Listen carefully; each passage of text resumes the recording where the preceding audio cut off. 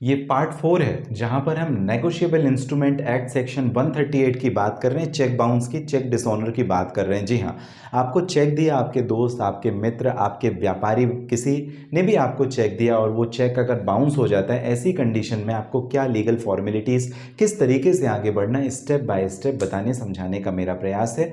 आप सभी का बहुत स्वागत है लीगल एडवाइस में, और इस चैनल के माध्यम से कानून की जानकारी आप तक हम देते हैं, इसलिए सब्सक्राइब जरूर कर लें।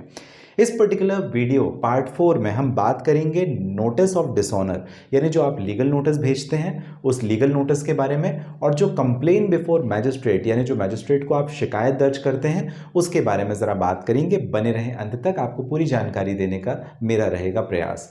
ज़रा समझते हैं। देखिए, मैंने आपको बताया था कि जो बैंक का रिटर्न मेमो होता है, चेक रिटर्न मेमो होता है, उस दिन से लेकर के 30 दिन का आपके पास में समय होता है लीगल नोटिस भेजना, यानी 1 महीने का समय है। आप किसी लॉयर को फाइंड आउट करें और फिर आप किसी लॉयर के माध्यम से एक लीगल नोटिस भेजें। जो लीगल नोटिस आपको देना है उसमें आपको 6 महीने, आपको 15 दिनों का समय देना पड़ेगा लीगल नोटिस में, और वो 15 डेज का जो टाइम रहेगा, वो 15 डेज का टाइम जो है लीगल नोटिस में आपको स्पेसिफिक मेंशन करना पड़ेगा कि भाई आपने मुझे जो चेक दिया था ना, वो चेक डिसऑनर हो गया है, वो चेक बाउंस हो गया है, आप पैसे मुझे 15 दिन के अंदर दीजिए। अगर नहीं देंगे तो हम जो भी लीगल रेमेडीज हैं, स्टिपुलेटेड लीगल रेमेडीज हैं, हम उनको अवेल करेंगे, हम कोर्ट में जाएंगे, आपके खिलाफ में केस फाइल करेंगे। अब जो सेक्शन 138 है वो क्या कहता है?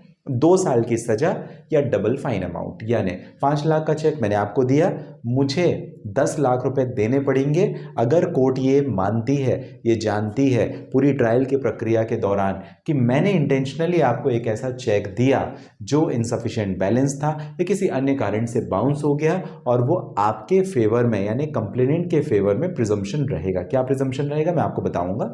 तो आपको स्पष्ट मेंशन करना है कि भाई 5 लाख रुपए का आपने चेक दिया था, ये हमारे ट्रांजैक्शन थे, इस कारण से आपने मुझे 5 लाख का चेक दिया था, वो मैंने जब बैंक में इस पर्टिकुलर डेट को प्रेजेंट किया तो मुझे बैंक ने रिटर्न चेक मेमो दे दिया, यानी चेक रिटर्न मेमो दिया इस पर्टिकुलर डेट को, और उस पे ये कारण था। वो कारण कुछ भी हो सकता है, इनसफिशिएंट बैलेंस का हो सकता है, अकाउंट क्लोज का हो सकता है, हैंड राइटिंग जो डबल डबल हैंड राइटिंग कर दी जाती है, या किसी और भी कारण से, जो भी आप वो मेंशन कीजिए और उसे भेज दीजिए। कितने दिन के अंदर? जब आपको चेक रिटर्न मेमो, उसके 30 दिन के अंदर आपको ये तैयारी करनी है कि आप किसी वकील से मिले, और 1 महीने के अंदर ही आपको लीगल नोटिस भेजना है। लीगल नोटिस में आपको 15 दिन का समय देना है सामने वाले व्यक्ति को, जिसने आपको वो चेक दिया था, उस व्यक्ति को 15 दिन का आप समय देंगे। क्या क्या लिखना जरूरी है?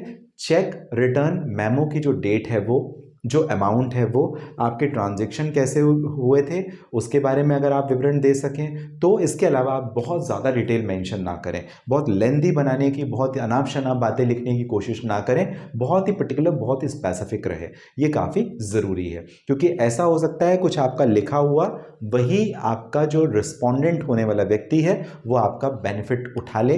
तो कम से कम लिखें, स्पष्ट शब्दों में लिखें, और जो इंपॉर्टेंट चीज़, स्पेसिफिक चीज़ मैंने बताई वो चीज़ बस लिखें तो ज़्यादा अच्छा रहेगा। जो ट्रांजैक्शंस की डिटेल है वो आप ज़रूर दे सकते हैं। मान लीजिए आप कपड़े के व्यापारी हैं, आपका और मेरा एक टेक्सटाइल का ट्रांजैक्शन हुआ, या किसी और पर्टिकुलर टॉपिक में जहां पर मुझे आपको मैंने आपसे कुछ सामान लिया, आपसे कंप्यूटर या लैपटॉप या एक गाड़ी खरीदी, और उस गाड़ी के एवज में मैंने आपको 5 लाख रुपए दिए थे और वो बाउंस हो जाता, तो वो पर्टिकुलर ट्रांजैक्शन का डिटेल या डिस्क्रिप्शन आप दे सकते हैं, वो भी ठीक है।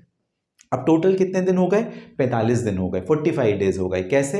एक बात ध्यान रखिएगा, नोटिस में भी जो टाइम लिमिटेशन है, वो टाइम लिमिटेशन एनआईए में बहुत इंपॉर्टेंट है। आप उसके साथ कोताही ना करें। मतलब ऐसा ना समझे कि हम कोई कंडोनेशन डिले का एप्लीकेशन लगा देंगे, या लिमिटेशन एक्ट में हमें कुछ और बेनिफिट मिल जाएगा, ये कर देंगे, वो ज़्यादा दिमाग मत लगाइएगा। जो टाइम है वो निश्चित है, उसी निश्चित समय के अंदर आपको सब कुछ करना है। चेक रिटर्न मेमो बैंक से मिले, 1 महीने का समय, 1 महीने के अंदर आप लीगल नोटिस भेजें। लीगल नोटिस में 15 दिन का समय देना पड़ेगा, और वो 15 दिन जिस दिन खत्म हो रहे हैं वहां से आपके पास 1 महीने का समय रहेगा आपको कोर्ट में कंप्लेन केस NIA 138 में फाइल करने का। तो जो कंप्लेन बिफोर मैजिस्ट्रेट होगा वो आपको ध्यान रखना है मैजिस्ट्रेट के जुरिस्डिक्शन में होना चाहिए। अब जुरिस्डिक्शन का क्या मतलब है?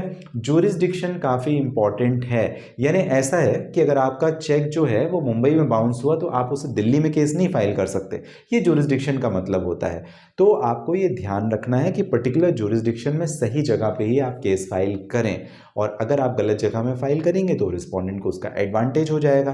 तो ऐसी गलती आप बिल्कुल भी ना करें, कंप्लेंट मैजिस्ट्रेट को ज़रूर फाइल करें, नोटिस आप समय पे भेजें, स्पेसिफिक जो टर्म्स कंडीशन मैंने आपको बताई क्या चीज़ मेंशन करनी है उसे ही करें। बहुत ज़्यादा उसे लेंथी बनाने के चक्कर में अपने केस को कमज़ोर ना करें, जो स्पेसिफिक सही स्पष्ट जानकारी है वो डालने की के लिए आप प्रयास करें तो ज़्यादा अच्छा रहेगा। आपको ये जानकारी नोटिस ऑफ डिसऑनर और जो कंप्लेंट बिफोर मैजिस्ट्रेट से संबंधित थी कैसी लगी मुझे ज़रूर बताइएगा।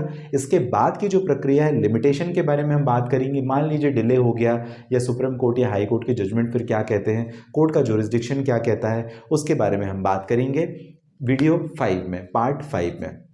अगर आप डायरेक्टली करना चाहते हैं मुझे बात, इस वीडियो के पर्टिकुलर डिस्क्रिप्शन में डिटेल है, लिंक है जहां से डायरेक्टली आपकी और मेरी हो जाएगी बात। नंबर आपको रिफ्लेक्ट कर रहा होगा, अपॉइंटमेंट बुक करने के बाद आप बात मुझे कर सकेंगे। हमेशा कीमती और महत्वपूर्ण जो आपका विशेष समय मुझे यानी अशोक पांडे को मिलता है। बहुत धन्यवाद। सब्सक्राइब किए बिना बिल्कुल भी ना जाएं लीगल एडवाइस को।